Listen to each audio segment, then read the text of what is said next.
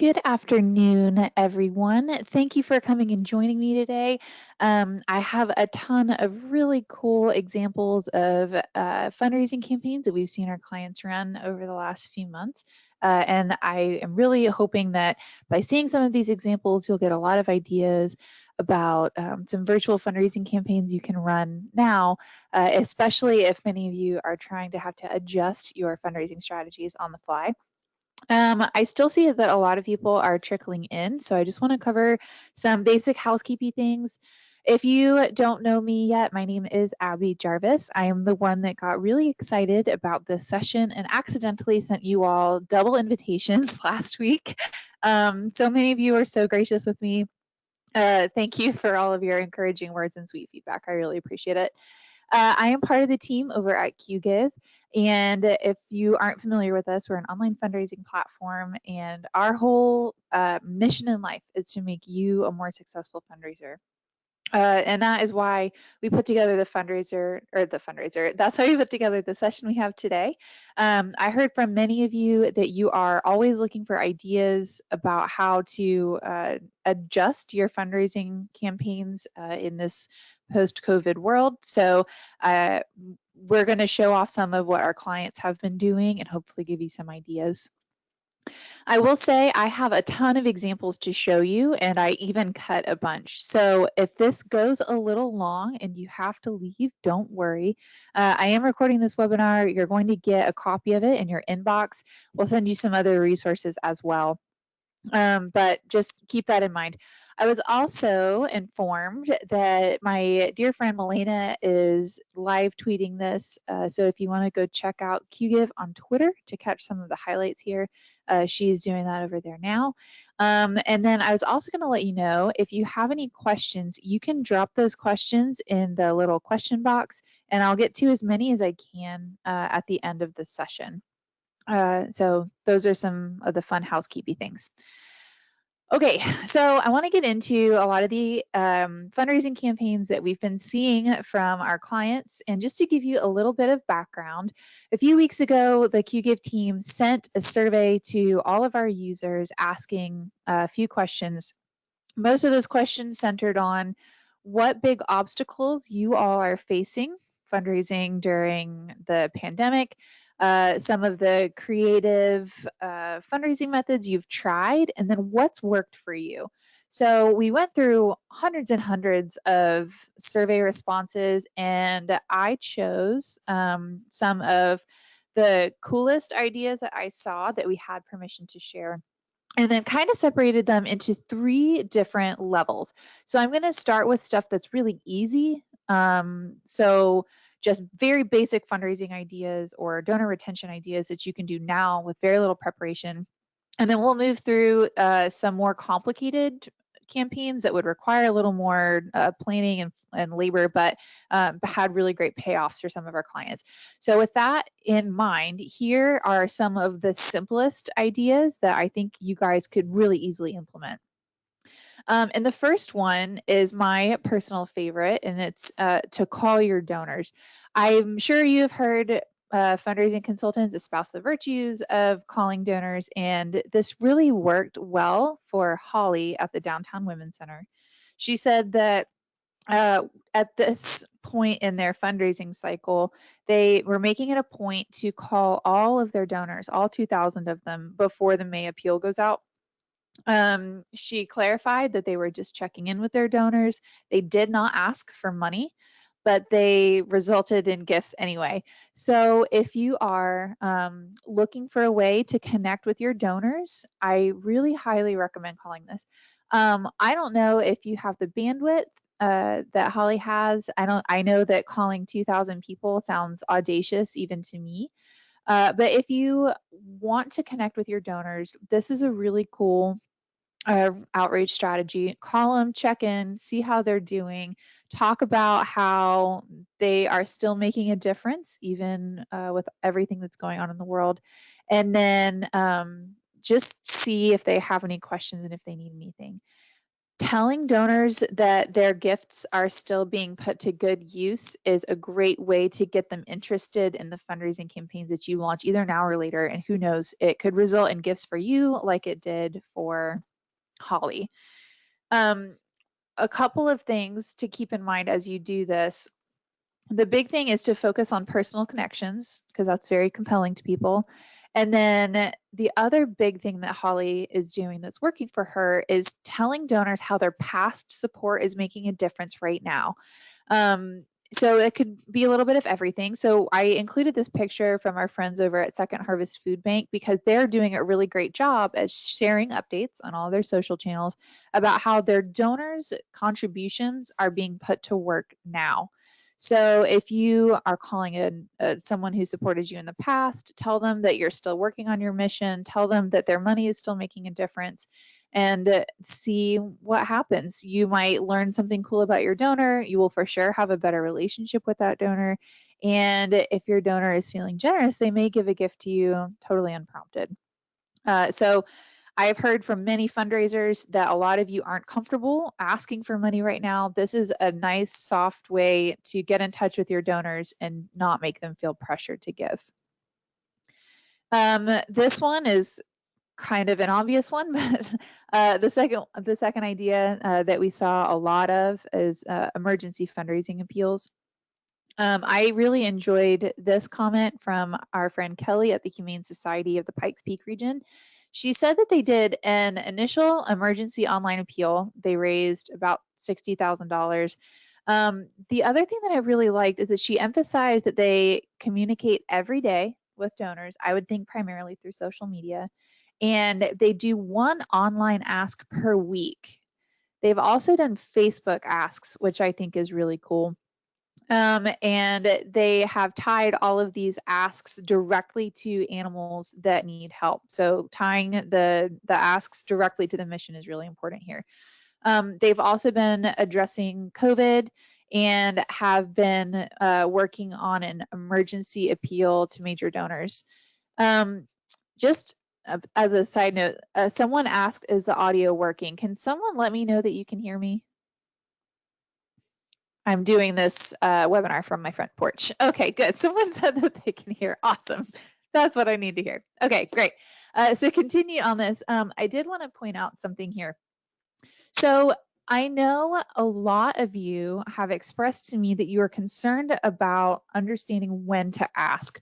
Many of you have huge needs. Many of you are facing big obstacles, and a lot of you are understandably a little afraid of asking too frequently. So I want to give you a reassuring word from someone that I adore. His name is Mark Pittman. Some of you may know him. He's also known as the fundraising coach. Mark Pittman says that he doesn't believe there is any such thing as donor fatigue. Instead, what he sees is donors that are fatigued by poor asks. So he says he's never met a client ever, and he's talked to hundreds of them that have encountered a donor that is tired of engaging with a mission that they're passionate about. What he has encountered is lots of donors who are tired of getting disconnected asks or asks that don't appeal to what they need. So if you are worried about asking your donors too frequently, keep that in mind. Your donors are passionate about helping your cause. What can turn them off is if they feel like they're being asked, if they don't understand that their last gift actually was well used. So what I love about what the Humane Society here is doing is she says specifically that they're communicating every day with donors. Donors know every day what the money that they're giving is actually achieving. That is what makes it easier for them to ask more frequently. So if you need to make frequent asks, keep donors very up to date with what you're actually doing with their money. And then of course you want to segment your other appeals. You don't want to send a direct mail appeal every week. That would be too much. Major donors really shouldn't get an appeal every week. But online, it's a little easier to communicate, especially if you're using social media. So if you're going to do online appeals, that's a good way to go. I really liked this. So the First Presbyterian Church of Lakeland, which is where Qgiv is based, indicated that on top of their typical fundraising that they do, tithes at church and youth group fundraising and whatnot, they sent out an emergency appeal that they then used to support a new COVID-19 relief fund. And I wanted to point out two really good strategies that they used here. So they did a text giving campaign, and their text keywords sent all of the money directly to the relief fund. And then they set up a special online restricted fund. So people could indicate when they went to their main donation form that they wanted their money to go to that relief fund. What I really like about that is that it's going to make their bookkeepers' lives way easier. It's going to make it easier for staff to track what money is going into the relief fund as opposed to the other churches' programs. So I wanted to pull this as an example because if you are considering setting up a COVID relief fund or something very specific to the pandemic, setting up a different restriction and maybe a different donation form if it's a big campaign, and certainly a different keyword if that's what you're using. All of those will keep your bookkeeping a little more streamlined and it'll save you some work in the future. I loved this example. I actually sent this to a couple of my colleagues at Qgiv. So this is a really great appeal that was sent out by Phoenix Bikes. They're a nonprofit bike shop. So they sent out an emergency appeal. It was all done digitally. They were shooting to raise about $10,000. They actually raised a little over $37,000. And the reason I think that was so successful is because they were so creative with how they presented it. And I can't phrase it any better than Emily, so I'm going to do the thing that I hate and read off of the slide. But she said that they launched their campaign as a fix-a-flat campaign. And then they addressed how the changes they were needing to make to flatten the curve, which is a phrase we've all heard 8,000 times, was also flattening their spring and summer cash projections. And then they asked people to help fix their flat. And because they're a bike organization, a bike shop, that was so creative. It ties the organization's mission directly into the campaign, and it really had a great impact. So if you're looking to launch an emergency appeal, you kind of want to make it stand out to your donors. We know that making appeals around urgent needs related to the COVID-19 pandemic is really important. This is a really, really good example of how to make that all happen. So look for ways to tie your mission and maybe even some goofy terminology from your mission. I mean, fixing a flat isn't goofy, but I couldn't think of a better word. That will make your appeal stand out and be more appealing to your donors. This is an example from Urban Promise Charlotte, and I need you guys to understand how many times I hit F5 to refresh their Facebook page as this fundraiser was going on. So Urban Promise Charlotte is an after-school program. They do summer camps, and they serve a lot of families that need a little extra help. They launched a family stability fund, and their initial goal was to give $10 in Walmart gift cards to every family who was involved in the Urban Promise program. So they said that 350 families, they needed $3,500 worth of Walmart gift cards. And that was their initial goal. They raised that goal immediately, or they hit that goal immediately. She said it was in 1 hour. They increased the goal, and then they increased it again. And their initial programs, or their initial campaign goal of $3,500 ended up going way up, and people donated almost $23,000 in 24 hours. So I wanted to pull a couple of cool things here. One, they set a very realistic fundraising goal. That's always better. So it's better to choose a realistic goal and then meet that and then bump it up than it is to set an absolutely, I don't know the right word for it, an audacious goal and then not meet it. So people love meeting goals. If you set one that's a little more reasonable, people will be more likely to give. The other thing that I think worked really well here is they were able to tie the fundraising goal to a very concrete gift or a very concrete outcome. They wanted to raise enough to give 350 families a $10 Walmart gift card.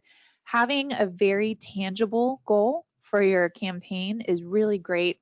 It helps donors understand what they're giving.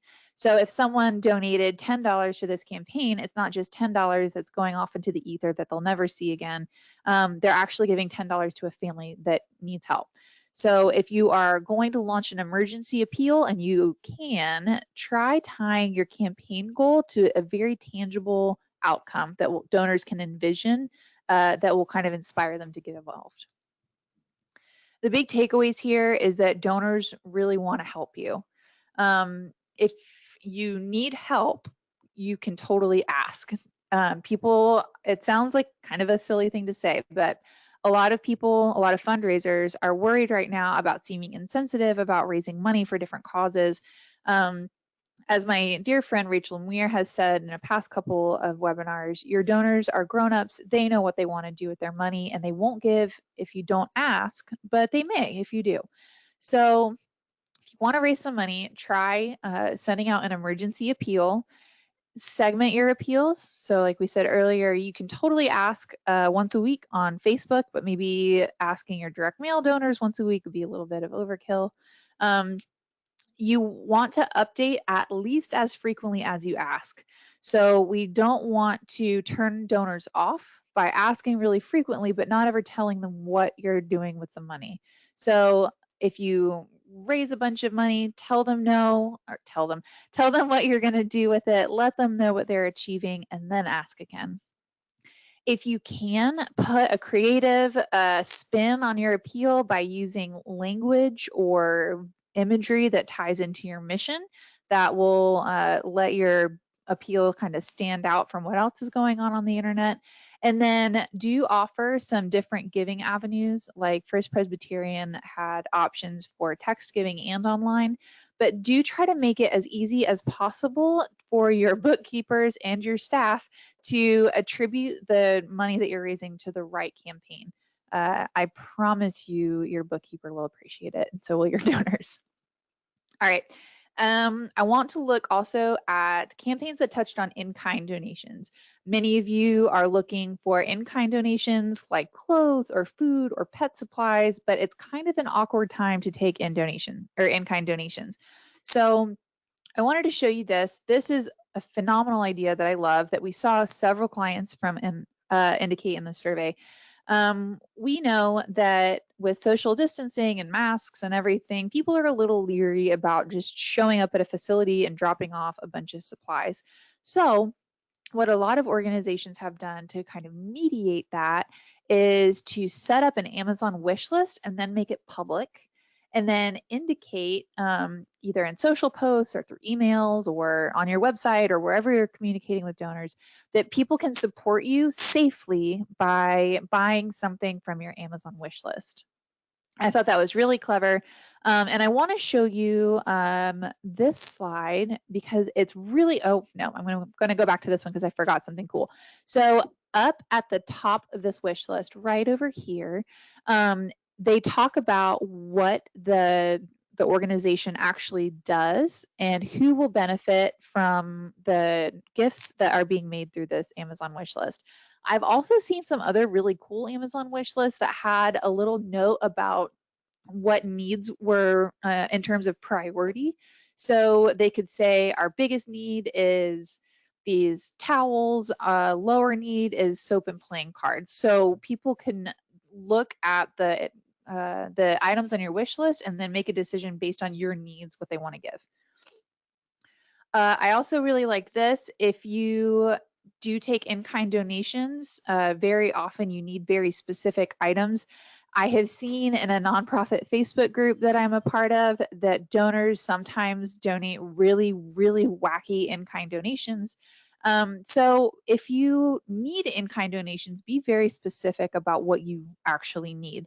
So in this instance, this organization has several shelters that are spaced throughout the state, and they have very, very specific needs at each location. So they put on their website specifically what they needed at each location and then the address for the location. I also want to point out here that there is a note on this website that talks about how people can safely donate those items without worrying about the social distancing. I really thought that was wonderful. So again, if you need items from your donors, not just money, although I'm sure you could use that too, be specific about what you need. Donors want to know how to help you, and if you don't give them guidance, you could end up with some really weird items in your warehouse. So if you need in-kind donations, these are some simple wish list tips. Have an Amazon wish list, share it with your donors. I know I've bought stuff from Amazon wish lists. You can opt to send them directly to the nonprofit. It's fantastic. Tell your donors what you need and why you need it. I thought this appeal from Hope Center is really clever. They have drop-off donations, but they said that they need new underwear and bras. I never would have thought that that's something to donate, but now I do. I also wanted to say, if you do accept in-kind donations in person, have a system in place to actually accept those safely. So have a mask, have gloves, have some hand sanitizer, have people drive up and drop things off. Do what you need to do to keep yourself and your donor safe. So this one, my fourth idea is to kind of switch up your language. And I'm pretty sure this is going to be important because all of us are very tired of a lot of the language that's being thrown around related to this pandemic. So I'm going to show you some feedback from clients who said that they've had great success switching up the language they use. I loved this note from the Pet Alliance of Greater Orlando. They have been asking for donations and in-kind donations, but they emphasize if you have the means to give. They said that a lot of their donor base are really struggling with losing their jobs or financial instability. So they told me that they don't want to make their donors feel guilty if they're not able to give. So if you are worried that you are coming off too strong, if you're making a lot of appeals and you don't want people to feel bad about not being able to give every time you make an appeal, you can try something like what Karen has tried here. Please consider a donation of dry dog food if you're able to give. Those are great language pieces to include in your appeals. I also loved that she told us that they changed their motto that they keep in mind when they're communicating with their clients. She said that their new motto is be humble, be helpful, be communicative. So having a little mantra like that handy as you're creating your appeals may help you stay on track, especially if you are overwhelmed and very busy, as I know many of you are when you're building these appeals. I love this example mostly because I'm a little obsessed with Brother Wolf Animal Rescue. Brooke told us that she and her team are making sure their communications are 90% positive to help keep their readers engaged. I don't know about you all, but sometimes I am exhausted at the end of the day just from reading the news, from looking at social media, seeing all these sad headlines, and sometimes all of us just need a little breath of positivity. So what they have been doing is they have been sending out regular email communications and other communications. I've gotten direct mail and email appeals from them. And all of them are intentionally written to be positive and engaging. So this email is a phenomenal example. They ran a big foster program at their animal rescue, and they sent a really sweet update to everyone showing one, that foster parents are still needed, but two, that donors are actually helping animals get into comfortable, safe situations. So I don't know if you can see all of them on your computer screens, but all of these images here are actually testimonials from people who have opened their home to foster animals. And then at the end, this is very clever, and I hope you all love it. At the bottom, there's this little t-shirt, and it says, "Thank you to all our fosters, volunteers, donors, and supporters. Do you want to support kittens? Check out our fundraiser that's happening right now." It's not a hard ask, but it is a way to get you involved with all of the cool people who are helping take care of animals during the pandemic. So love that example. It's definitely something you can try. It's a soft ask, and it builds on the good feelings that you've established in your email. This is another thing that I'm pretty sure I will actually be able to hear some of my friends cheering about if they're watching this webinar.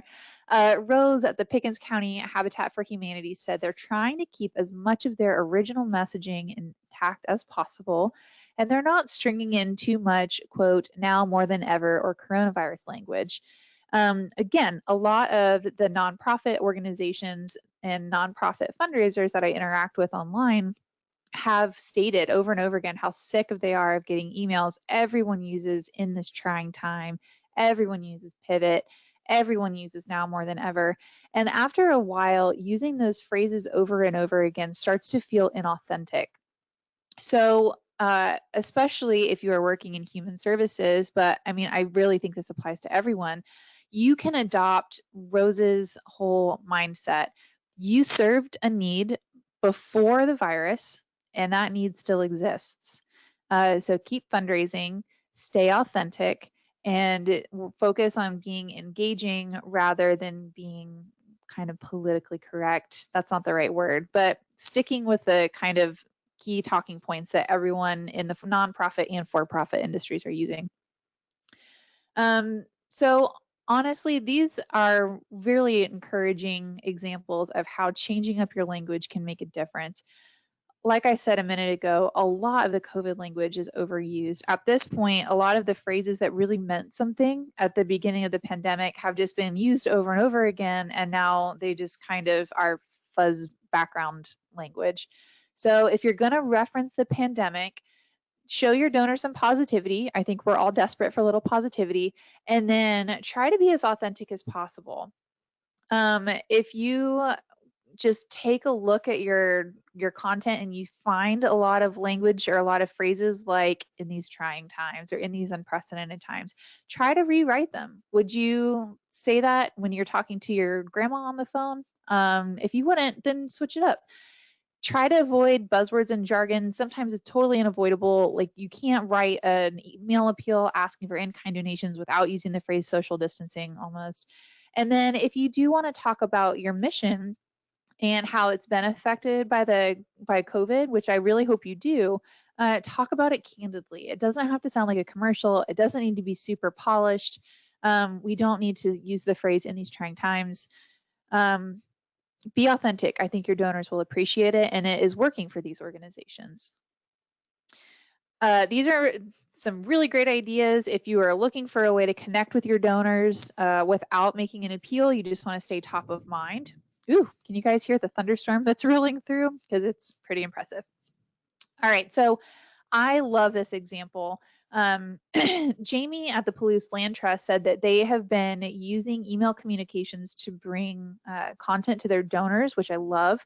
And she and her team sent out a wildflower bingo contest to get people outside, which as an outside enthusiast and a plant geek, I love. But I also want to point this out. The bingo supports local business partners because they purchased gift cards from businesses to give out as prizes. So this is fun, it's engaging, it gets people thinking about her nonprofit without actually making an appeal, and it supports local businesses to boot. So this is a fun activity that they sent out. If you are focused on education or focused on kids enrichment, child welfare, this was a really cool idea. Junior Achievement has set up what they call a virtual terminal where parents can go get fun activities for their kids. They are fun activities, but they're also based on the learning standards that Junior Achievement has set up. So if you are a school, if you are focused on education or child enrichment, maybe set up a page on your website that has worksheets or fun books to do or activities or something that people can get involved with. So again, this is a great way to stay top of mind with your donors. You're staying engaged with them, you're talking to them, they're engaging with you, but they're not necessarily making an ask. So this is a good strategy. Just as a couple of ideas, if you want to try something like this, try maybe doing a social distancing scavenger hunt related to your mission. I know a lot of you have been doing scavenger hunts. There is actually one going on in my neighborhood. It's a bear hunt. A lot of my neighbors are putting bears in their windows and kids can go find them. This screenshot here has an example of an online scavenger hunt that you did entirely on the computer. And then they also share here coloring pages. So see if there is any kind of engaging idea you can do with your donors to stay visible, stay top of mind, but just have fun interacting with your supporters. Those have all worked out really well for these organizations. I also there were a ton of cool ideas that came through the survey results that don't really fit into any of the other categories, but I wanted to share them anyway. This is actually from an organization that is near and dear to my heart, and they are doing a Be a Helper push. So I'm sure many of you are fielding requests from donors or supporters who want to know how to help you, even if they can't actually leave their home to volunteer. So this campaign is a cool idea for engaging that kind of person. They have a list of ways to help without leaving your home, and only one of those is monetary. So of course you can send in a donation, but they also ask for letters of support for staff and volunteers. This is a healthcare organization and they are dealing with an unprecedented number of patients, but a limited number of volunteers. So those letters for support are small, they don't cost anything except the cost of postage, and they make a big impression. They also ask people to donate lunch for the staff and volunteers, which is another cool way to support local businesses. I know they have had several donors buy pastries or sandwiches or something from local businesses and then send them to their facility. So a great thing to take away here is not all of your donors have the capacity to give right now, but you can still help them feel helpful by giving them lots of ways to support you. I loved this idea, this Habitat for Humanity, also from the same Habitat for Humanity we talked about earlier, had to cancel an in-person fundraiser. They already had many sponsors who had already paid their sponsorships, and they asked those sponsors to consider making those sponsorships a tax-deductible donation instead. All of their sponsors agreed to do so. And then they used that money to be a match for a matching campaign. So they kind of killed two birds with one stone. They were able to keep the money that had already been given to them that they may otherwise have had to return. So they got that revenue, but then they also used that revenue to launch a matching gifts campaign. And we know that donors love matching gifts campaign because their gift counts for double. So I thought that was a really creative way to deal with that that obstacle. I also really liked this idea from Brooke at the Hope Center. They were able to look at some of the other businesses in the area and work out a solution to a problem they were having. So Hope Center sleeps a bunch of people every night who need a little extra help getting on their feet, but they were having problems doing so because social distancing really limited the number of people they could accommodate. So what they did is they partnered with a local university who opened up their emergency shelter, which gave them a lot of additional room to house people who needed it. Not only did this really work for the people who needed shelter, it also made a ton of news. So I actually took this screenshot from a video that I found on a news site. And it got good media attention for both organizations and brought in tons of money and supplies. So this was a really interesting way of leveraging a community partnership to deal with a problem, and it ended up benefiting everybody. So the big takeaways here is that your nonprofit is really unique. You have a unique donor base and you have unique problems that you're facing, and there are lots of unique opportunities for you to face those problems in a creative way. So look at ways, maybe sit down, maybe not with your board members, maybe start like a Zoom meeting with board members or something, and throw some ideas around about how you can raise money, how you can stay visible to your community, how you can help your community, and then ask people to get involved. So local businesses may want to help, past sponsors or major donors may want to help. And then if people can't donate financially, give supporters different ways to fill needs. I included this screenshot because all of these three organizations that are listed at the bottom teamed up with this organization to distribute food to people who needed it. So that kind of nonprofit partnership can be really wonderful. Okay, so I just threw a ton of relatively simple ideas at you. They do require some planning, but hopefully not too much. These next examples are going to require a little more planning, but they have been really, really useful and really productive for a lot of organizations. So the first one is, I just said it's embrace Zoom, but you do have a ton of different streaming capabilities and streaming tools. And I wanted to look at how some organizations are using those tools to connect with donors in really meaningful ways. So I love this example from Ashley at Urban Promise Charlotte.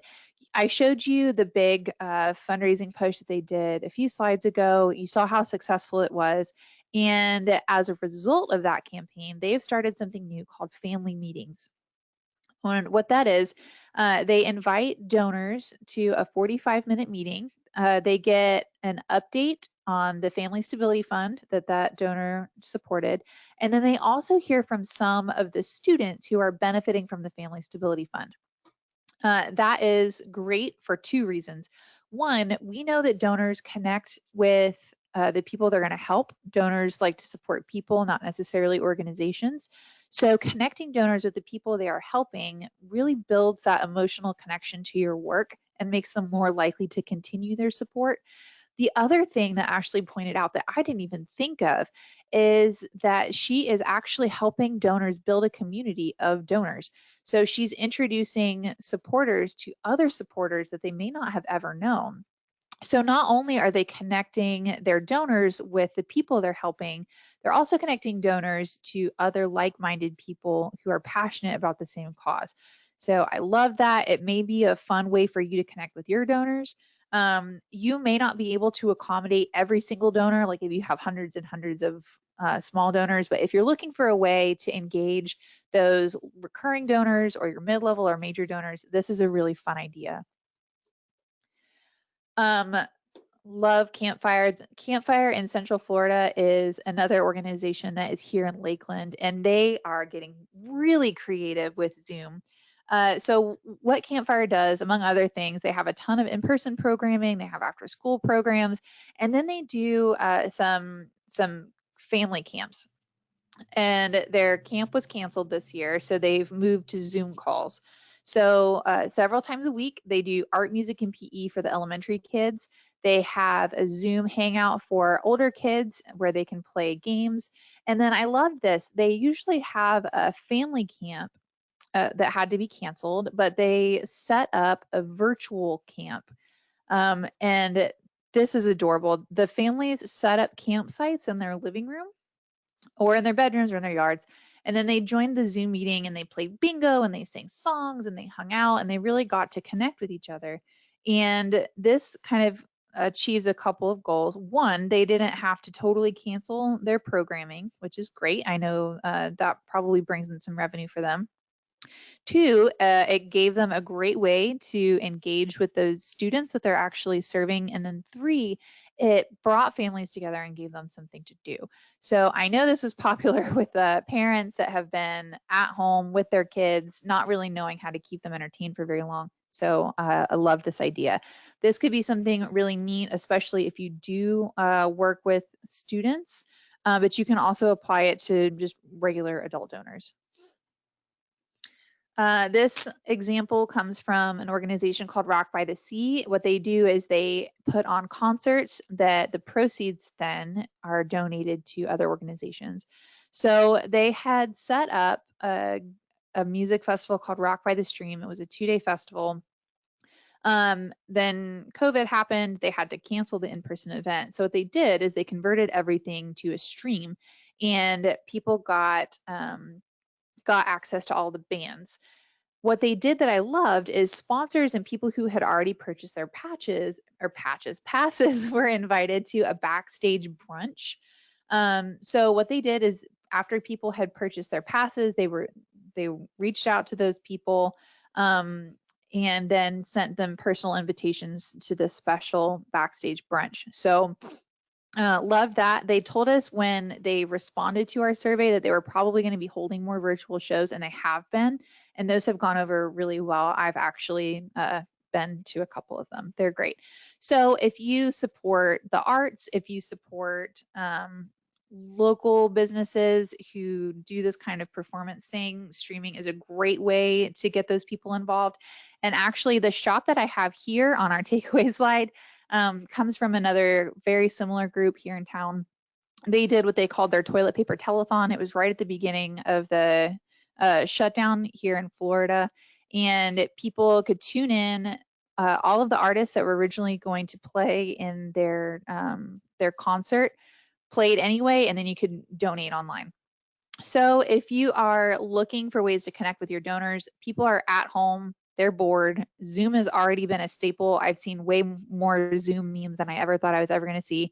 And there's a reason for it. It's because it's a great way to engage with people. And then if you are asking for donations, it's a great way to ask. So try moving your programming online. Setting up Zoom rooms for donors or sponsors is really fun, especially if you've been intending to get together with people face to face and haven't been able to. You can also use these updates either by Zoom or on Zoom, or maybe on Facebook or Instagram, where you can give people updates about what they've been accomplishing. And then I just wanted to throw in the idea of a telethon because I've seen a few examples of it and it has worked super well.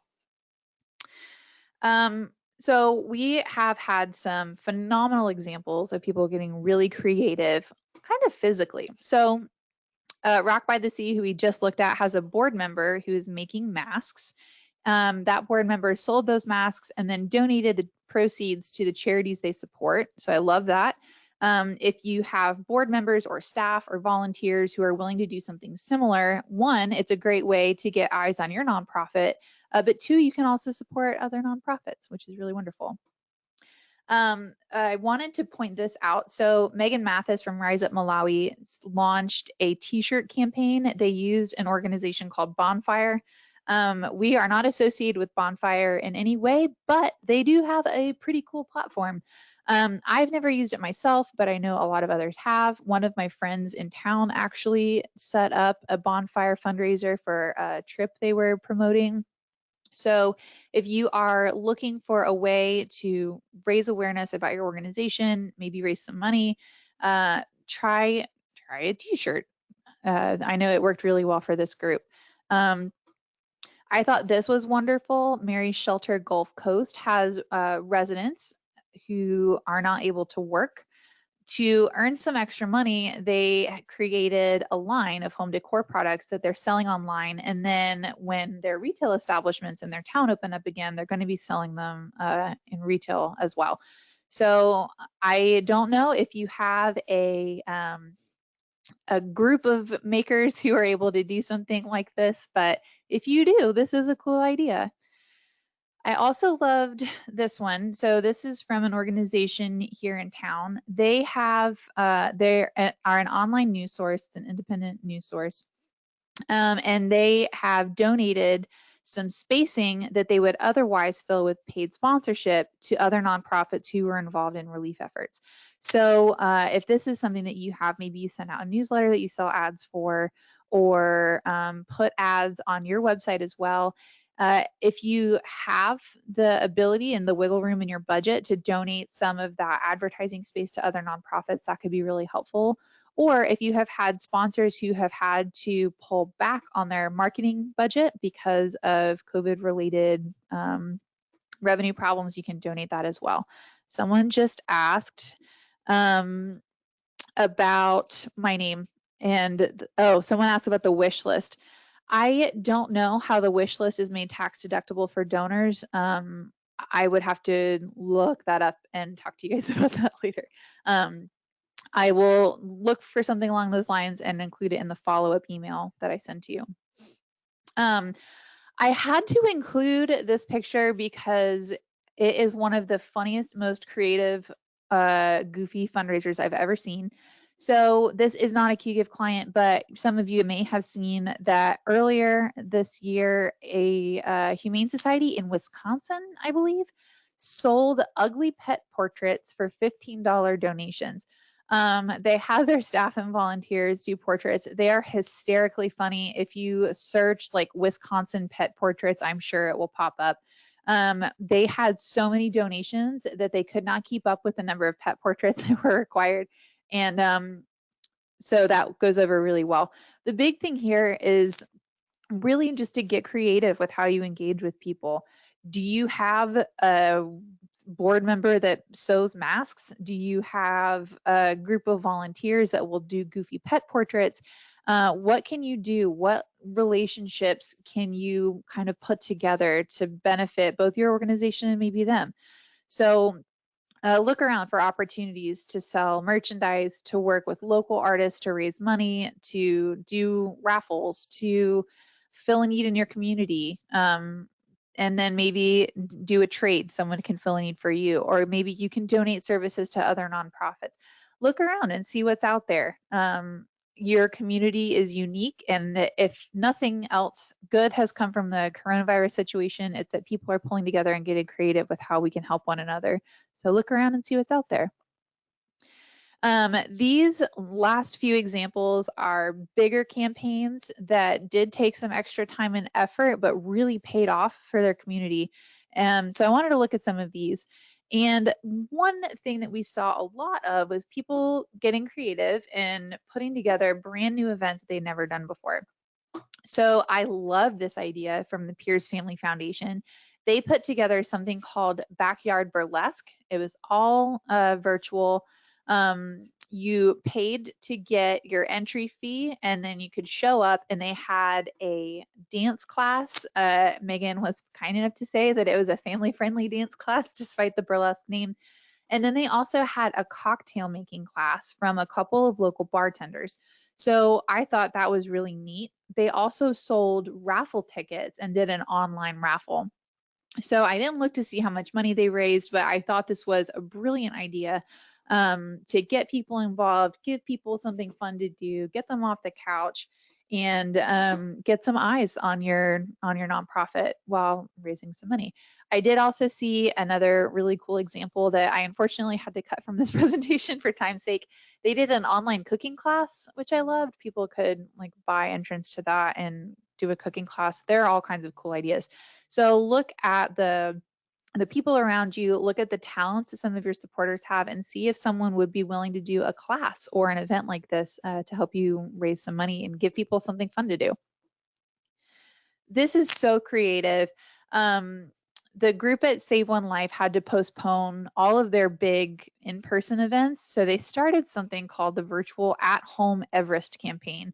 So they wanted to raise $29,000 or $29,029. That's the height of Mount Everest. And they asked people to donate $29, climb 29 flights of stairs, and then challenge 9 friends on social media.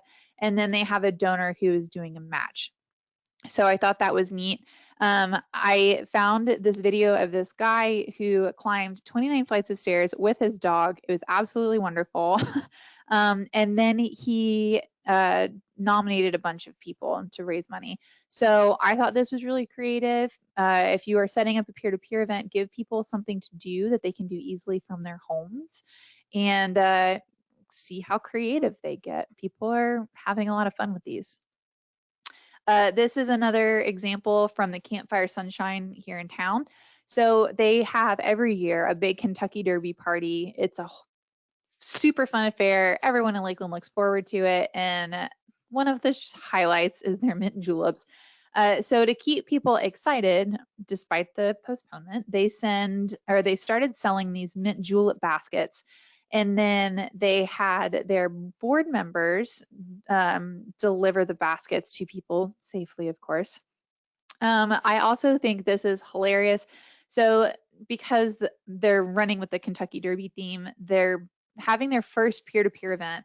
All of their board members are setting up peer-to-peer fundraising pages, and then the board member who raises the most will dress up like a horse and run up and down South Florida Avenue, which is one of the main streets through town. So one, there are really two cool ideas here. So one, they're selling an item related to the original fundraiser that has been postponed. They're keeping it at the top of people's minds by doing this. And honestly, if there's ever a time to learn to make a mint julep, it's while you are under quarantine in the summertime in Florida. I also love that they're getting their board members involved by having them do a peer-to-peer fundraising event. I've said for a long time that if your board members are not great at asking people for money, a peer-to-peer event is a really fun way to help them raise money for you. I know I'm not afraid of asking. I don't like asking people for money in person, but I'll totally do it online. So this is a fun idea. I also think it's really great that people are willing to dress up as a horse and run up and down one of the main streets in town. I know a lot of people are probably donating to certain board members just because they want to see that board member dressed up as a horse doing laps around town. So really fun idea, and it seems like it's going really well for them.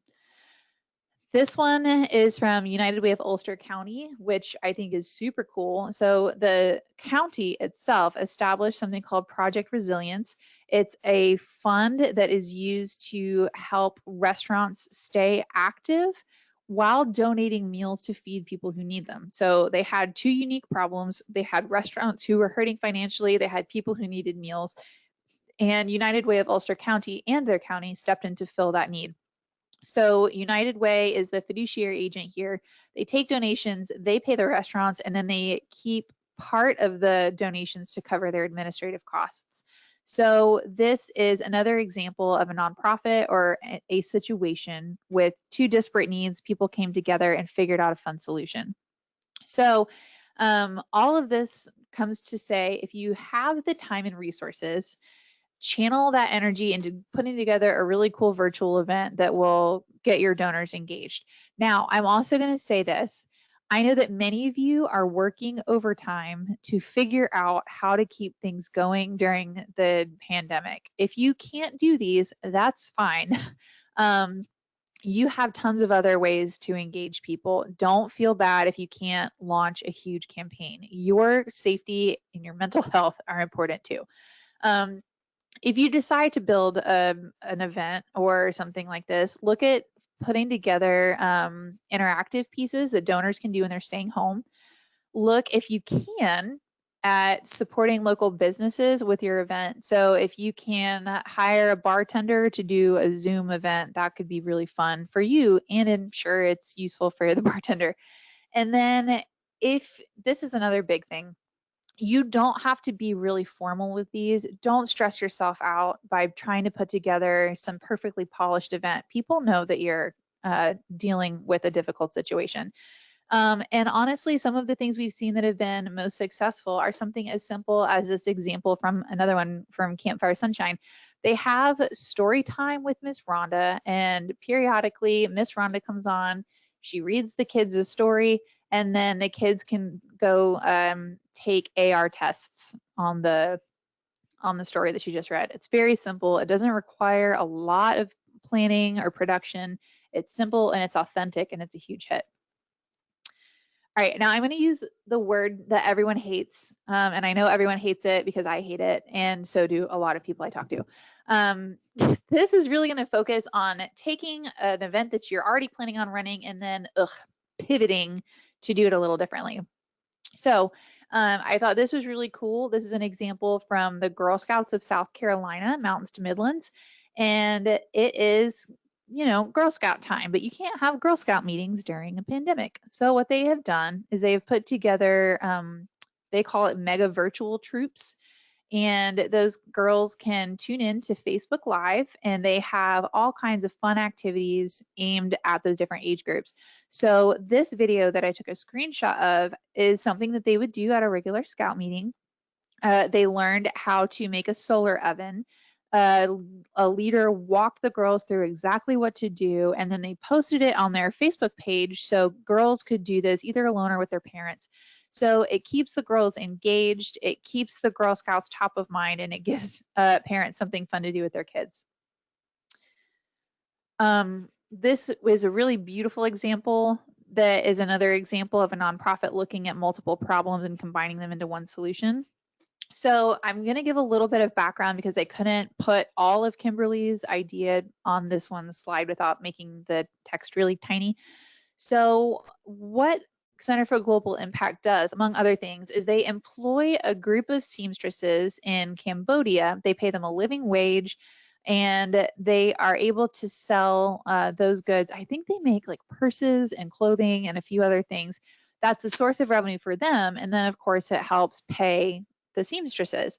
Well, the seamstresses couldn't get the materials they usually use for their regular merchandise because of the shutdown.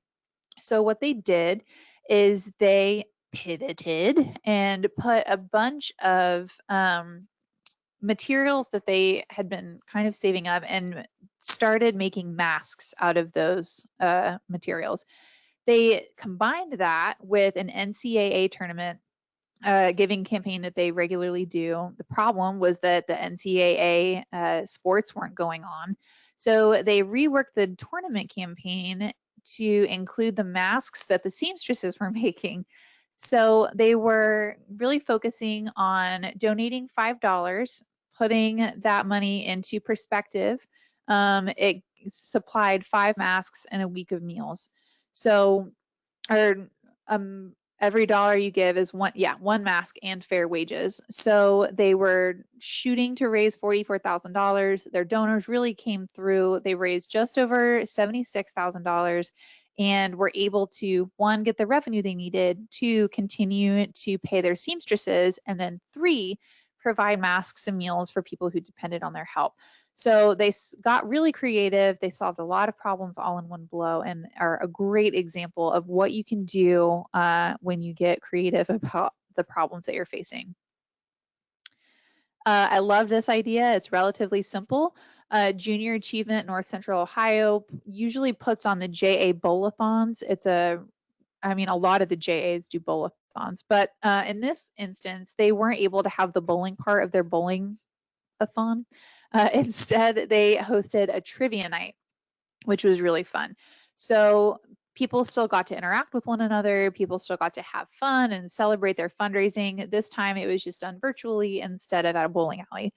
They also have a company program competition, and I would have to look a little more closely into what exactly goes into that.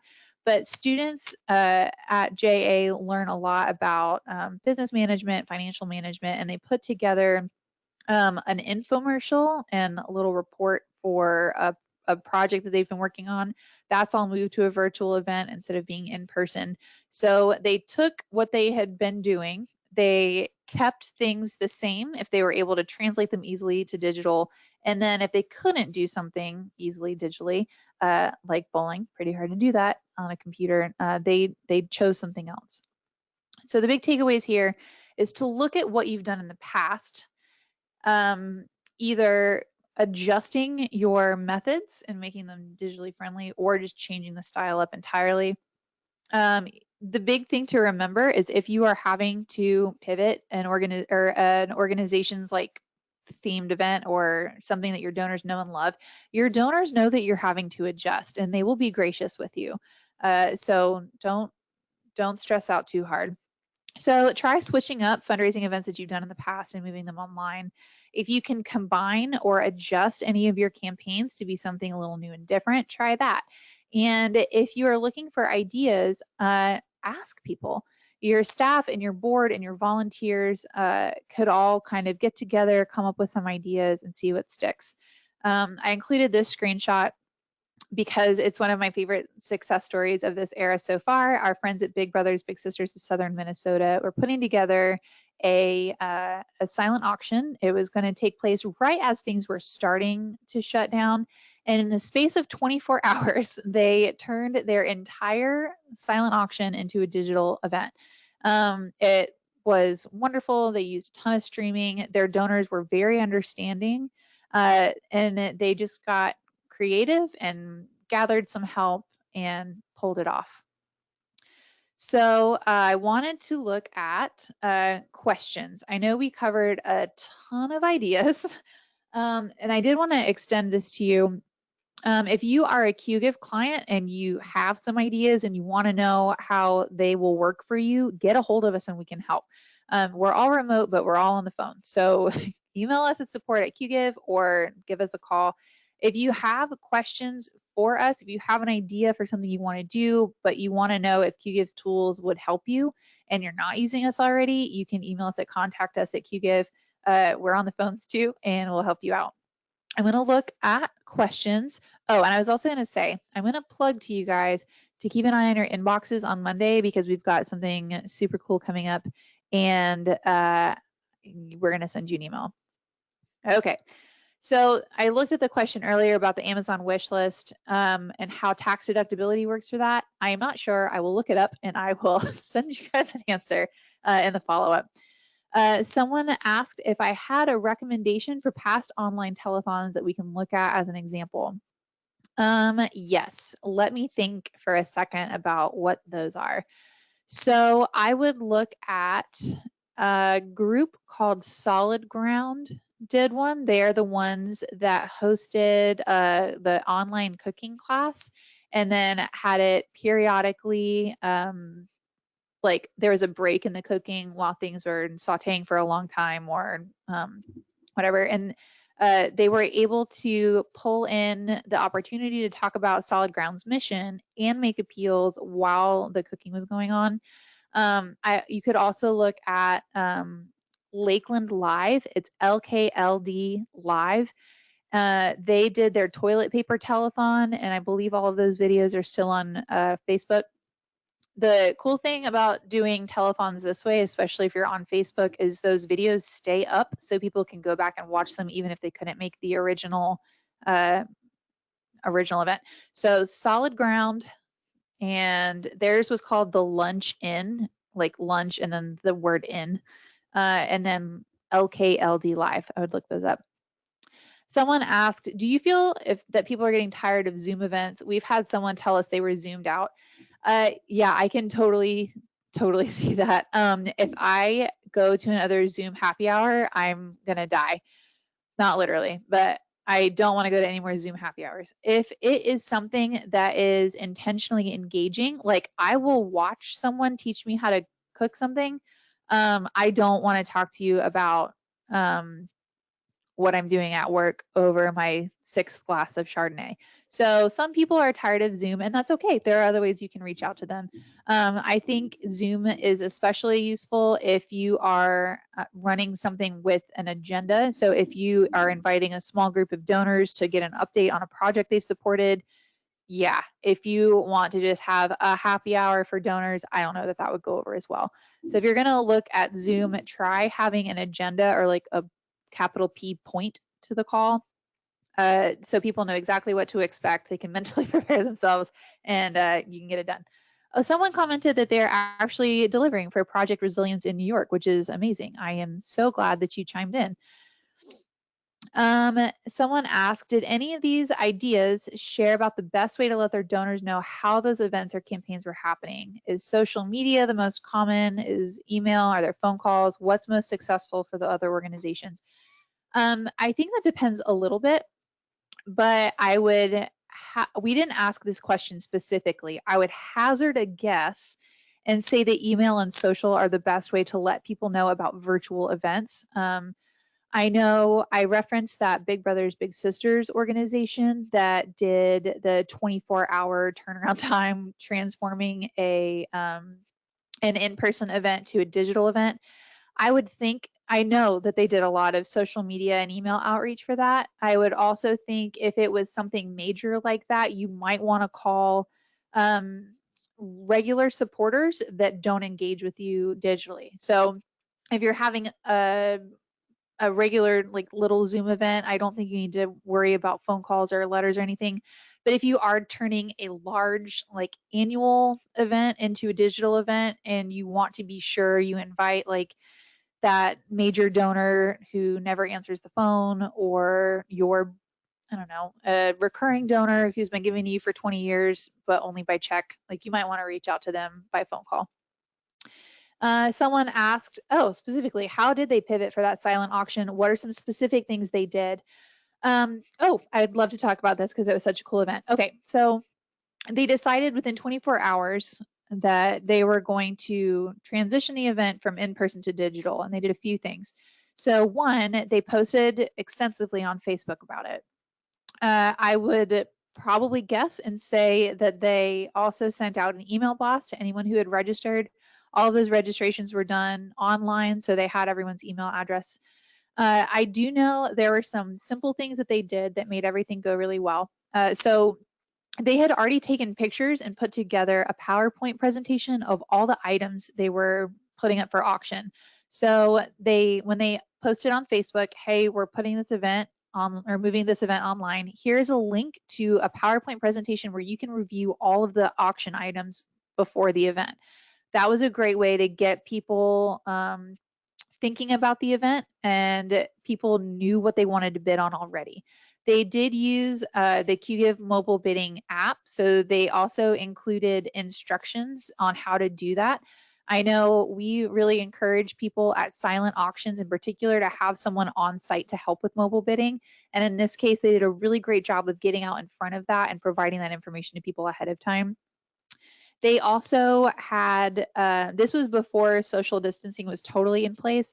They had a person present to do periodic live videos of her talking about each of the individual auction items. Then they had someone come on and talk about the live auction items, and they also had people present to do their keynote speech. So this was when we were still in the phase where like you could have gatherings with like of 10 or fewer people. So they did have a few people on site to help with that. Then all of their checkout was done digitally, and then they were able to call and arrange with individual donors to arrange for pickup or drop off of their auction item. So those are, I will send actually a recording of another webinar that we did earlier. In the follow-up email, it goes a little more into virtual events and specifically that event in particular. Let's see. Molly asked, we already use a Qgiv peer-to-peer forum for our typical online peer-to-peer fundraisers as a fund drive page. If we're trying to make a new challenge peer-to-peer campaign, is it better to create a new form that is branded to the challenge or use an existing peer-to-peer page so people can engage with it post-event? That is a good question. I would think about it a little bit. And honestly, Molly, I would say if you have that question, you can totally call us and talk it through. The team that handles all of our customer support have seen a ton of examples like this and will be able to help you figure out something that's good for your unique campaign. My response right now would be if you already have a peer-to-peer form set up and you don't have the time to redo it, go into that event and just kind of update things a little bit to make it more peer-to-peer challenge focused. That may also be a good idea if you already have a bunch of people who are registered and you don't want to go through getting them re-registered. If you already have, or if you don't have a ton of people registered, or if you want to keep the challenge and the fund drive page separate, there's no harm in setting up a new page. And we can show you how to do that too. Because you're using peer-to-peer, you can run as many peer-to-peer campaigns simultaneously as you want. So it's probably going to depend honestly upon the number of people who are already registered and the amount of engagement you're getting on your current campaign. So give us a call. We'll walk with you through it and figure out the best for your specific circumstance. Okay, let me make sure those are all the questions that I have.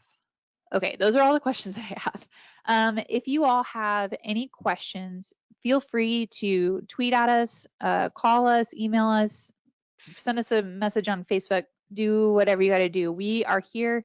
We want you to succeed. We've seen tons of cool examples from Qgiv clients. Whether or not you're using Qgiv, we want you to thrive during this really awkward fundraising period.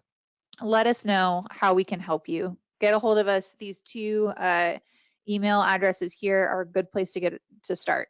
Keep an eye on your email inbox. We did record this whole webinar. I'm going to send you that recording and some other some other resources that may be helpful to you.